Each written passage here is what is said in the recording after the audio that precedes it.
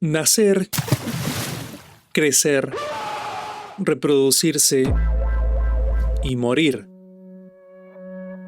Para muchos, estas 4 acciones definen la vida. Aunque si tenemos mala suerte, capaz no nos reproducimos. Y si tenemos verdadera mala suerte, capaz ni alcanzamos a crecer. Lo que nos deja con una única verdad indiscutible. Y es de que si nacemos, en algún momento también conoceremos nuestro fin y dejaremos de existir. Pero de todas maneras, no sería extraño pensar que algunos seres vivos lograron hackear el sistema de la vida, ya sea desafiando las leyes de lo que creemos normal o directamente desafiando nuestra visión individualista del mundo. Así que hoy vamos a ver 2 maneras completamente diferentes de hackear el sistema para vivir mucho más tiempo. Imagínense que del piso surgen animales humanoides, calvos y arrugados muy parecidos a lo que sería un escroto, y estos mismos seres aseguran poder vivir por más de 700 años. Y no solo eso, presentan características tan extremas como ser casi inmunes al cáncer o prácticamente no envejecer para nada, aún incluso teniendo cientos de años. Bueno, más o menos todo eso es la ratatopo desnuda, el mamífero que casi no envejece. Este pequeño animal africano es un roedor de aspecto peculiar por las condiciones en las que vive, siendo que pueden pasar toda su vida bajo la tierra sin conocer lo que es el sol, haciendo que su visión sea increíblemente pobre y algo que aterraría a muchos, también son casi completamente calvos. Pero lo impresionante es que son el mamífero de mayor longevidad para su tamaño. Pueden vivir por más de 30 años cuando un ratón de tamaño similar apenas vive 2 o 3. Es decir, que viven unas 10 veces más, algo que nosotros los humanos no podemos concebir tanto realmente, creando seres mitológicos como los elfos para suplir esta idea de humanoides que viven por mucho tiempo. La media mundial de la edad a la que morimos es de poco más de 70 años. Comparándonos con nuestros desnudos amigos, un humano de 700 años habría nacido antes de que Colón llegase a América, y es más, seguramente habría nacido antes de que el abuelo de Colón naciera. Y tan sorprendente como suena, si este humano fuera un reflejo de la ratatopo, estaría en plenas condiciones físicas, no sería un viejito decrépito. Un estudio con más de 3.000 de estos individuos descubrió que su riesgo de muerte ni siquiera aumenta con la edad. En el resto de nosotros los mortales, o sea, los mamíferos, se duplica cada cierto número de años, lo que es la llamada ley de mortalidad de Gompertz-Mackenham. En la ratatopo desnuda, ese riesgo se mantiene constante, sin importar si tiene 2 años o 25. Acá podemos ver incluso cómo es comparada con animales como ratones, humanos y caballos. Todos seguimos la misma tendencia en algún momento de nuestras vidas, pero no las ratatopo. Parte de la explicación detrás de esto viene dada por su curiosa manera de vivir. Estas ratas viven en extensas madrigueras de hasta 5 kilómetros de túneles, sobreviviendo a niveles bajísimos de oxígeno de entre 8 y 9%. Para esto, su cuerpo se ha ido adaptando para mantener un bajo metabolismo y creando mecanismos para protegerse de lo que es el daño oxidativo. Secuenciamientos de su transcriptoma, que vendría a ser algo así como el mapa de moléculas de ARN presente en las células que revela. Bueno, no importa, lo importante es que hay una gran expresión de genes relacionados a la mantención mitocondrial y su oxidación reductiva. De nuevo, algo complicado. Básicamente sus proteínas son muchísimo más estables en el tiempo comparándolas con cualquier otro mamífero. Y no contentos con eso, estos escrotitos andantes tienen mecanismos especiales para regenerar su ADN. Las mayorías de las células del cuerpo de cualquier ser vivo se regeneran constantemente. En humanos todo varía mucho por célula. Los glóbulos rojos tienen vidas medias de entre 3 a 4 meses si todo sale bien. Las células del hígado suelen durar algo así como 1 año, y mientras que otras células se enfrentan a ambientes mucho más hostiles como las epiteliales del estómago que duran menos de 1 semana. Por supuesto, el generar nuevas células es un proceso muy complejo pero necesario si es que queremos vivir, y en la enorme mayoría de los seres vivos se podría decir que la división celular no es gratis. Por supuesto, cuesta energía, pero además se va dañando poco a poco el ADN presente en los cromosomas. Para la suerte de prácticamente también todos los seres vivos, este daño se ve mitigado por los telómeros, que son secuencias de ADN que se encuentran, por así decirlo, en las puntas de los cromosomas y su función es dañarse. Literalmente existen para eso. En lugar de que se dañe una parte importante, se daña el telómero y no se pierde nada de valor porque de nuevo existen para eso. El problemita es que los telómeros se van gastando, por supuesto, lo que genera problemas en el camino porque se van agotando. y esto, junto a muchas otras cosas, podría decirse que nos envejece. Ahora, volviendo con las ratitas, estos animales presentan una cantidad anormal de una enzima llamada telomerasa. Esta enzima agrega secuencias repetidas de ADN en los extremos de los cromosomas, o sea que él regenera los telómeros, evitándose este daño mientras van creciendo. Y algo muy curioso de todo esto es que las células cancerígenas también presentan telomerasa en grandes cantidades. Por eso es tan complicado batallar con algo que ni siquiera parece que puede envejecer. Lo que podría hacernos pensar que estas ratas deberían tener una clase de batalla interna contra el cáncer o algo así. Y sí, es cierto. De hecho, las ratas topo desnudas le ganaron al cáncer. Prácticamente no desarrollan tumores, incluso cuando se los expone a carcinógenos. Sí, para saber eso las han expuesto a carcinógenos para ver si desarrollan tumores. La ciencia, supongo. Esto se debe a que una gran cantidad de sus células producen y mantienen un ácido hialurónico de alto peso molecular, y quizás tengan relacionado al ácido hialurónico con cosas de la piel como serums y maquillajes, y sí, parte de su utilidad viene por el lado de que permite una gran hidratación de la piel. Y de hecho se especula que es por esto mismo que los escrotines tienen tanto ácido hialurónico de alto peso molecular, es decir, miren su piel. Como se imaginarán, necesitan tener una piel bien hidratada para vivir eternamente bajo la tierra del recalcitrante Cuerno de África. Lo que es más interesante incluso es que este ácido no solamente tiene repercusiones en la piel, sino que juega papeles claves en el cáncer y sus células, actuando como un compuesto antiinflamatorio y una barrera antiproliferativa, es decir, algo así como que lo detiene. Pero esto no es un consejo sobre salud o fármacos, no vayan corriendo a inyectarse nada sin consultar a ningún profesional. De hecho, los ácidos hialurónicos de bajo peso molecular suelen estar asociados a la progresión tumoral. Estos animales, al necesitar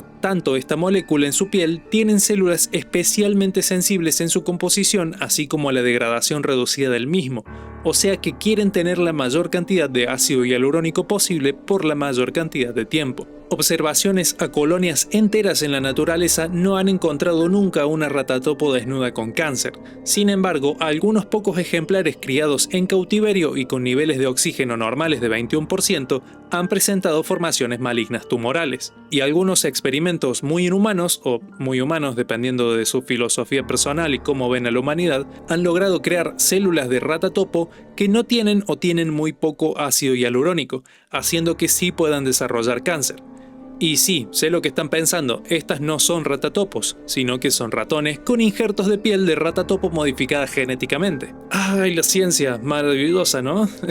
Pero por más impresionantes que suenen, estas ratas no son inmortales. Conocen la muerte por otras enfermedades, batallas entre ellas, o incluso son comidas por serpientes, su mayor depredador. Y bueno, por supuesto que también envejecen eventualmente. Los ejemplares más longevos logran vivir unos 40 años, que serían algo así como unos 930 años humanos. Si es que más o menos extrapolamos algo a hacer de cuenta que si una rata topo, las conversiones de este tipo no funcionan, así como con los perros no funcionan, pero es como para darnos una idea más o menos. Y van a necesitar también ejercitar un poco el cerebro porque ahora vamos a tener que abrir nuestra mente.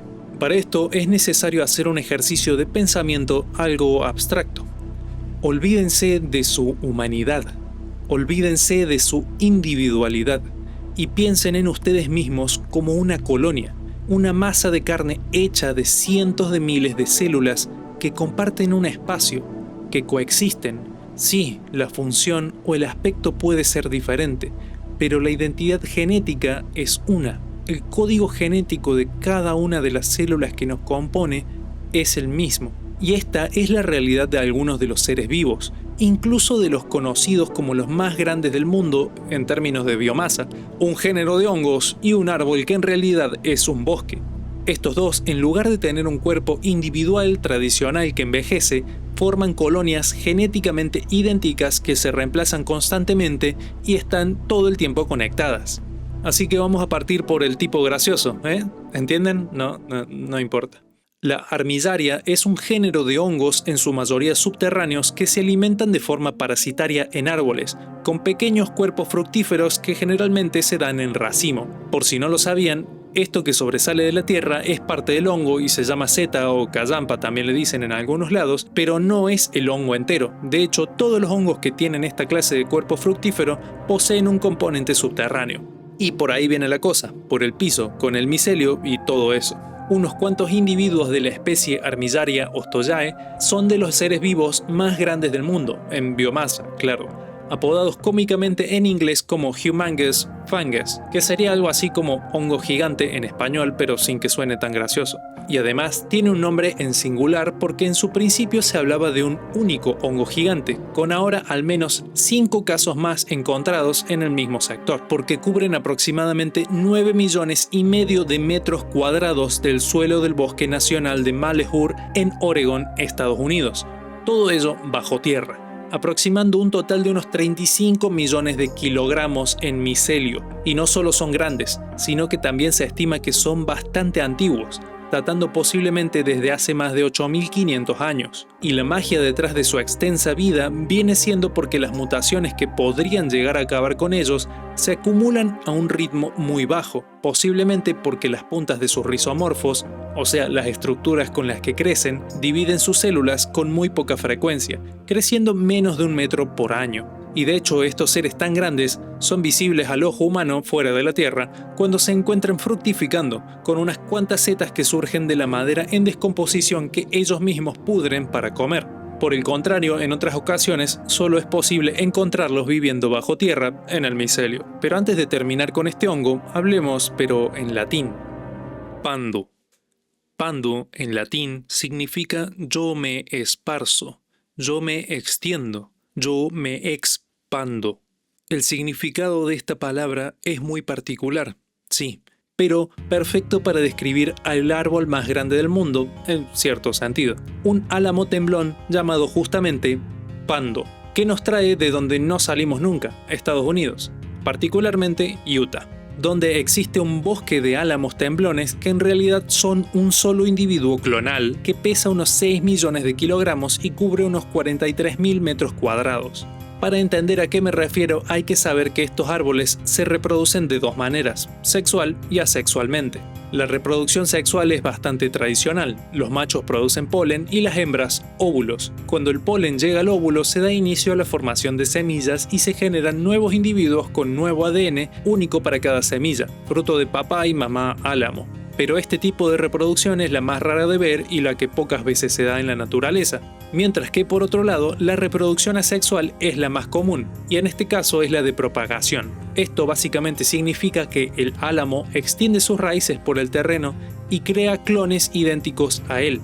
Exactamente el mismo ADN va a tener este clon, pero no es que lo crea y se desconecta de él, sino que de hecho es todo lo contrario, se crean redes de raíces impresionantemente grandes que permiten al álamo crear y generar nuevos álamos iguales conectados, y en algunos casos formando bosques de un único ser. La estimación de la edad de Pando es bastante dificultosa, porque los árboles llegan a vivir hasta unos 100 o 150 años y se caen, funcionando como una especie de abono propio. Algo así como si comiéramos nuestras propias heces. Bueno, no, quizás es un mal ejemplo ese. Sería algo así como si nos comiésemos nuestro propio pie en descomposición para que nos salga otro. Pero algunas estimaciones dicen que puede llegar a tener entre 10.000 y 12.000 años. Y ahora con estos dos seres nos enfrentamos a quizás un par de dilemas. Quizás el dilema más grande es que algunas personas entrarán en debate en si considerarlos como un único ser. Pero la respuesta está en lo que dije antes. Hay que hacer un ejercicio de pensamiento y ponernos a evaluar que la forma de vida humana no es la única concebible en la naturaleza. Existen muchas maneras de vivir y de sobrevivir. Todo en la naturaleza es sumamente extraño y diverso. Chao.